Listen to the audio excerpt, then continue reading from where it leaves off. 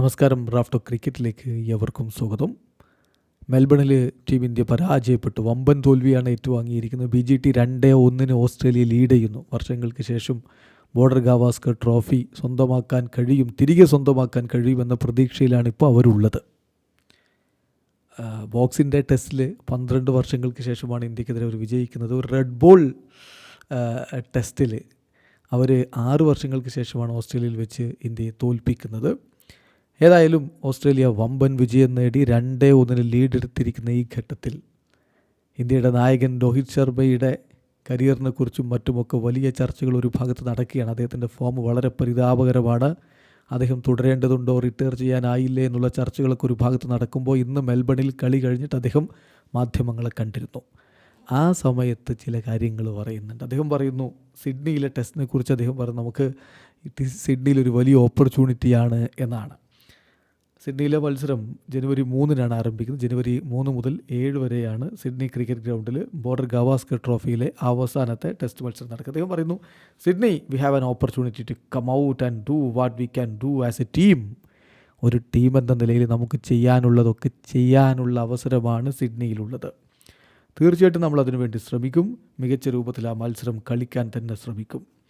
പിന്നെ അദ്ദേഹത്തിൻ്റെ കാര്യം പറയുന്നുണ്ട്. അദ്ദേഹം പറയുകയാണ്, ഞാൻ എവിടെയാണ് നിൽക്കുന്നത് അവിടെ തന്നെയാണ് ഇന്നും നിൽക്കുന്നത്.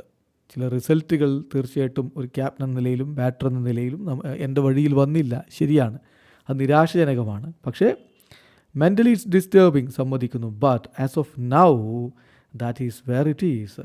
There are things we as a team and I need to look at എന്നാണ് അദ്ദേഹം പ്രസ് കോൺഫറൻസിൽ പറഞ്ഞ. ടീം എന്ന നിലയിലും കളിക്കാരൻ എന്ന നിലയിലും അദ്ദേഹത്തിന് ചില കാര്യങ്ങളൊക്കെ നോക്കേണ്ടതുണ്ട് എന്ന് പറഞ്ഞാൽ കൂടുതൽ മെച്ചപ്പെടുത്തേണ്ടതുണ്ട് എന്ന അർത്ഥത്തിലാണ് അദ്ദേഹം ഇപ്പോൾ പ്രതികരിക്കുന്നത്. അതിനപ്പുറത്തേക്ക് അദ്ദേഹത്തിന് റിട്ടയർമെൻറ്റുമായി ബന്ധപ്പെട്ടോ മറ്റൊന്നുമോ തീരുമാനങ്ങളില്ല എന്ന് തന്നെ കൃത്യമായിട്ട് അദ്ദേഹത്തിൻ്റെ വാക്കുകൾ സൂചിപ്പിക്കുന്നുണ്ട്.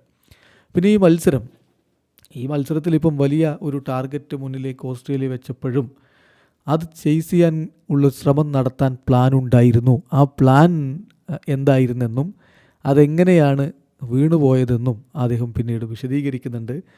പോസ്റ്റ് മാച്ച് പ്രസൻറ്റേഷനിൽ അദ്ദേഹം ആ കാര്യം പറഞ്ഞിട്ടുണ്ടായിരുന്നു. അദ്ദേഹം പറഞ്ഞത്, തീർച്ചയായിട്ടും 340 എന്ന് പറയുന്നത് ഈസിയല്ല എന്നറിയാമായിരുന്നു. എന്നാലും നല്ലൊരു പ്ലാറ്റ്ഫോം സെറ്റ് ചെയ്യുക, വിക്കറ്റുകൾ കീപ്പ് ചെയ്തുകൊണ്ട് ഒരു പ്ലാറ്റ്ഫോം സെറ്റ് ചെയ്യുക, അവസാന 2 സെഷനുകൾക്ക് വേണ്ടി വിക്കറ്റ് കീപ്പ് ചെയ്ത് കളിക്കുക എന്നുള്ളതായിരുന്നു ഞങ്ങളുടെ ലക്ഷ്യം. ബട്ട് അവർ പെർഫെക്റ്റ്ലി വെല്ലായിട്ടാണ് ബൗൾ ചെയ്തത്. ടാർഗറ്റിലേക്ക് പോകണം, 340 എന്നുള്ള ടാർഗറ്റിലേക്ക് പോകണം എന്ന് ഞങ്ങൾക്ക് പ്ലാൻ ഉണ്ടായിരുന്നതാണ്. പക്ഷേ ഞങ്ങൾക്കതിനു വേണ്ടി പ്ലാറ്റ്ഫോം സെറ്റ് ചെയ്യാൻ കഴിഞ്ഞില്ല. അവിടെയാണ് പ്രശ്നമായത്. മത്സരങ്ങൾ വിജയിക്കാൻ ചില വഴികളുണ്ട്, നമ്മൾ അതിനുവേണ്ടി ശ്രമിക്കേണ്ടതുണ്ട്.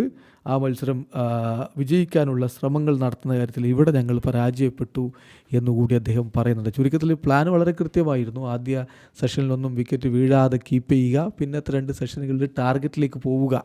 340 എന്ന് കണ്ട് ഭയന്ന് പിന്മാറാതെ ഒരു ശ്രമം നടത്താനുള്ള പ്ലാനൊക്കെ ഉണ്ടായിരുന്നു. പക്ഷേ ആദ്യ സെഷനിൽ തന്നെ പ്രധാനപ്പെട്ട 3 ബാറ്റർമാർ രോഹിത്തും KLും കോഹ്ലിയും പോയപ്പോൾ കാര്യങ്ങൾ മാറി മറിഞ്ഞു. പിന്നെ 2ാം സെഷനിൽ പിടിച്ചിരിക്കാൻ വേണ്ടി ശ്രമിച്ചു, വിക്കറ്റൊന്നും വീഴാതെ കാത്തു. പക്ഷേ അവസാന സെഷനിൽ 7 വിക്കറ്റുകളാണ് നമുക്ക് നഷ്ടമായത്. അവിടെയാണ് കളി തോറ്റിട്ടുള്ളതും. വീഡിയോ അവസാനിക്കുന്നു. ക്രിക്കറ്റ് ലോകത്തെ കൂടുതൽ വിശേഷങ്ങളുമായി റാഫ്റ്റോക്സ് കൊണ്ടുവെത്താം.